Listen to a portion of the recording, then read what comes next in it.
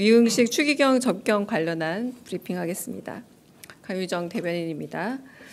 이재명 대통령은 오늘 오후 2시 대통령실을 찾은 유흥식 교황청 성직자부 장관을 접견했습니다.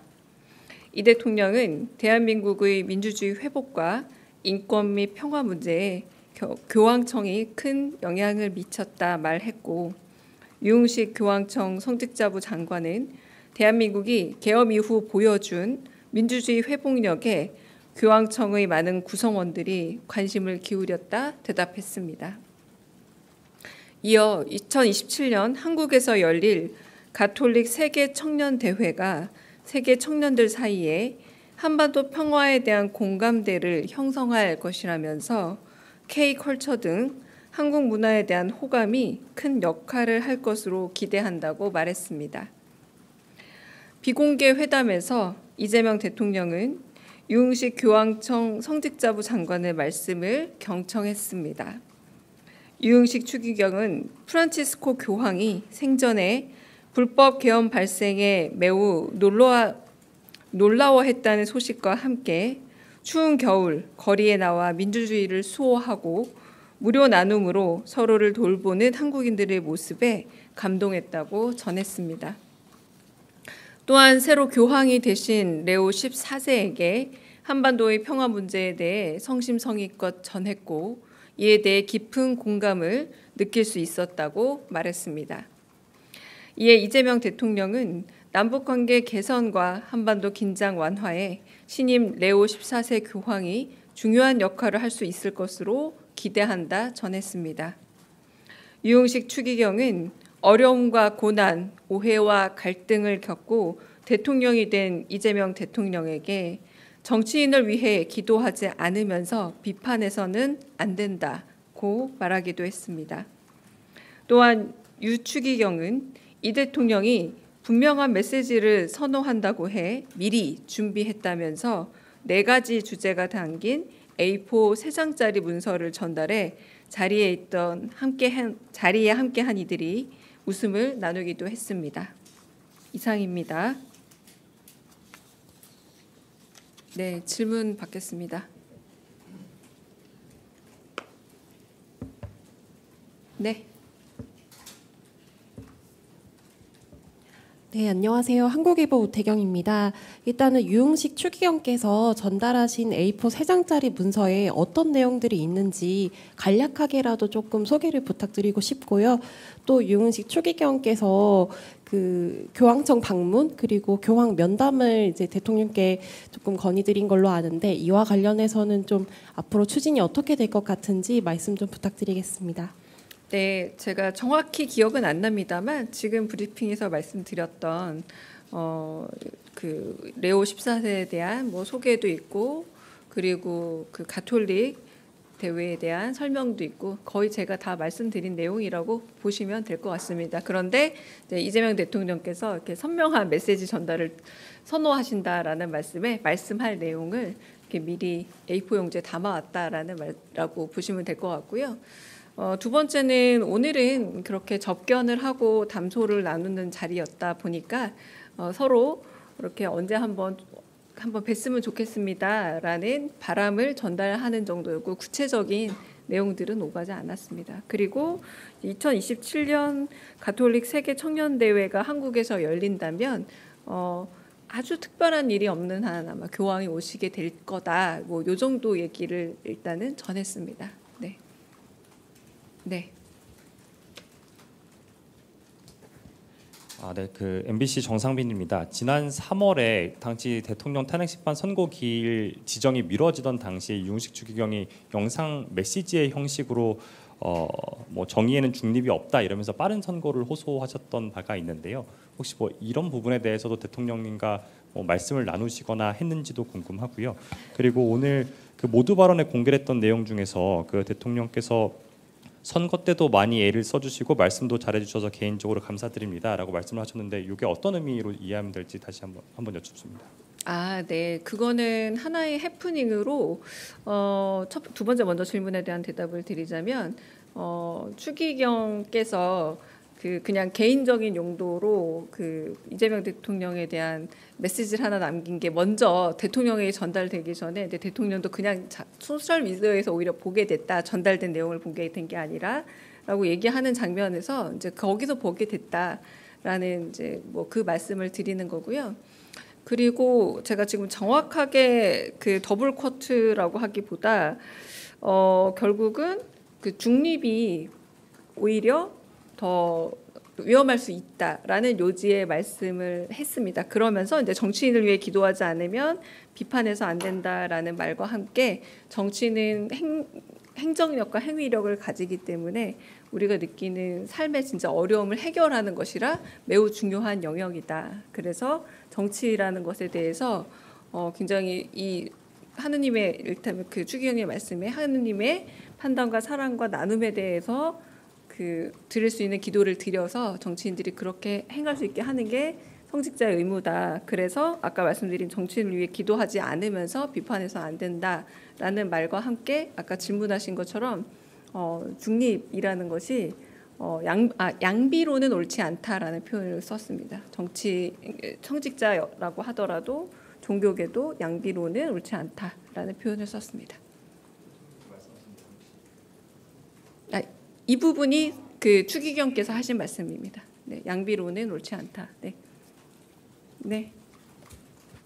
네, 안녕하십니까. SBS 비주 우영준입니다. 그 오전 브리핑 때 말씀하시긴 하셨는데 그 미국과 관세 협상 데드라인이 내일까지여서 혹시 대통령실에서 현재 시점으로 파악하고 계시는 좀 진전된 상황들이 있는지 또 어떻게 대응할 예정이신지 여쭙습니다. 네. 지금 위성락 안보실장께서 가서 관세 및 뭐 정상회담 관련된 논의들을 할 것이라 예상은 되지만 그 결과에 대해서는 돌아오시고 안보실장께서 직접 브리핑을 하게 될 듯합니다. 중간중간에 보고 내용이 어떤 식으로 되고 있는지도 좀 확인하기는 어렵고요. 아마 결론적인 브리핑은 마지막에 이루어질 것으로 보입니다. 다른 질문 있으실까요? 네.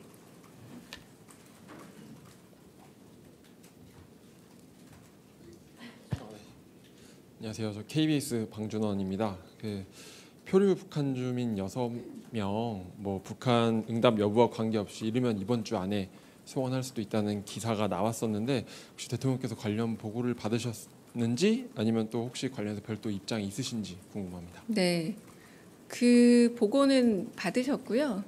그리고 뭐 기사도 이미 실려 있는데 다만 아쉬운 것은 지금 그 송환이 되기 전에 기사가 나온 부분은 좀 약간 아쉽다라고 표현할 수 있을 것 같아요. 개인적으로.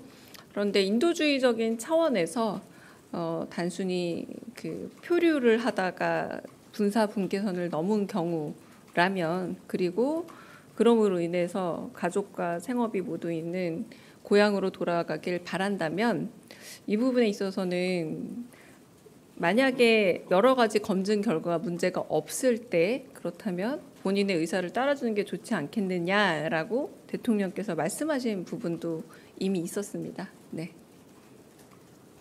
네.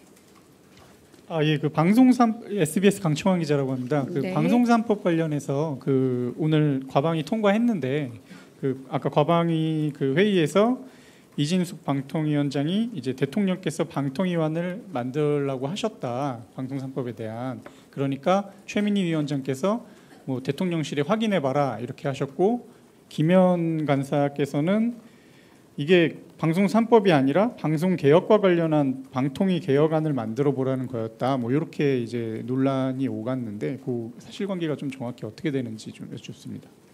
네, 모든 발신 메시지는 수신자의 오해도 가능할 수 있다는 생각이 일단은 제 개인적으로 좀 들고요.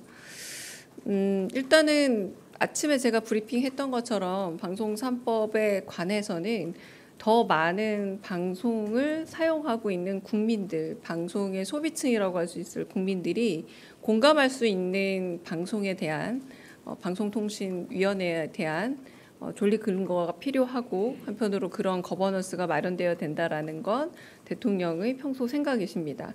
이 평소 생각을 저희는 하지만 입법기관이 아닙니다. 그러므로 인해서 입법과 행정이 분리되어 있는 3법 분리 과정에서 당연히 입법권을 존중하고 국회와 소통하기도 하고 하지만 국회 법안에 대해서 저희가 개별적인 뭐 의견을 내는 것은 꼭 적합하진 않다라고 생각을 하는데요.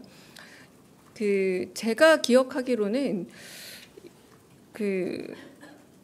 지시라고 보기는 업무 지시라는 표현을 썼더라고요. 근데 지시라고 하기보다 의견을 물은 쪽에 더 가까웠다. 이건 제 주관적인 해석이긴 합니다만 이제 그런 부분에서 덧보태고 싶은 거는 아까 말씀드린 것처럼 입법에 의해서 그 거버넌스가 결정이 된다면 방송통신위원장으로서 입법 기관인 국회와 더 긴밀히 소통해야 하지 그 개회관과 기회관을 대통령에게 보고하는 것은 차우순이 아닐까라고 개인적으로 생각을 하고요. 충분한 입법기관과의 논의가 있을 만한 시간적 여유가 꽤 있었던 걸로 압니다. 근데 그 부분에 있어서 입법기관을 패싱하지 않는 것이 오히려 대통령께서 말씀하신 선출된 권력에 대한 임명된 권력의 존중감을 보여주는 하나의 태도가 아닐까라는 생각이 들기도 합니다. 개인적인 의견입니다, 모두. 네. 네. 네, 가톨릭 평화신문 평화방송 윤재선 기자입니다. 이재명 대통령님이 올해 안에 교황청을 방문해서 레오 14세 교황님을 만나 뵐 것인가 이게 좀 관심인데요. 오늘 만남에서는 이 방문 시기와 관련해서 어떤 조율하신 게 있는지, 대통령실과 교황청 간에 조율이 지금 이루어지고 있는 건지 좀 말씀해 주시면 고맙겠습니다. 네. 오늘은 접견이라는 말이 더 적합한 정도의 만남이었고요. 추후 고려해 볼 수는 있으나 오늘 그렇게 구체적인 내용들이 오간 자리는 아니었습니다. 네네. 네.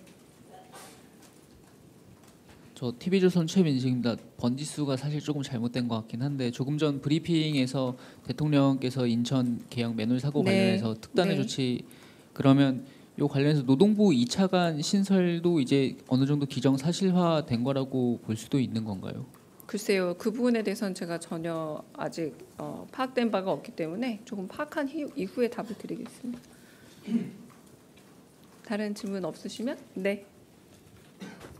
네, 오마이뉴스 김경련 기자인데요.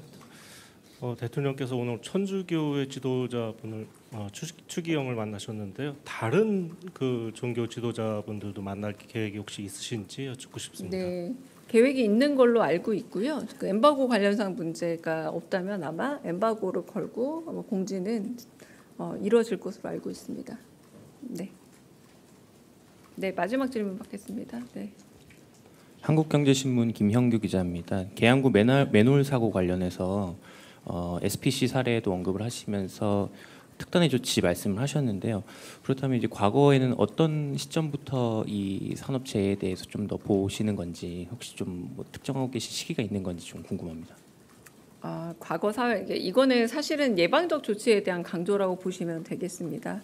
그러니까 예방적 조치에 대해서 가장 강한 사회적인 발언의 수위는 결코 이런 일이 재발했을 때 대해서는 재발에 대해서 엄격한 일종의 징벌이 있다. 하지만 잘 예방했을 때에서는 그 부분에 대한 또 상도 있을 것이다라는 끊임없는 대통령의 메시지가 있다라는 거죠. 그런데 여름철이 되면서 여러 안전 사고들이 발생하고 있는 흐름 속에서 다시 한번 좀 경각심을 좀 강조하고 이런 부분에 대해서 안타까운 사고가 없기를 바라는 마음에 좀 강한 경고가 나왔다고 보시면 될 듯합니다.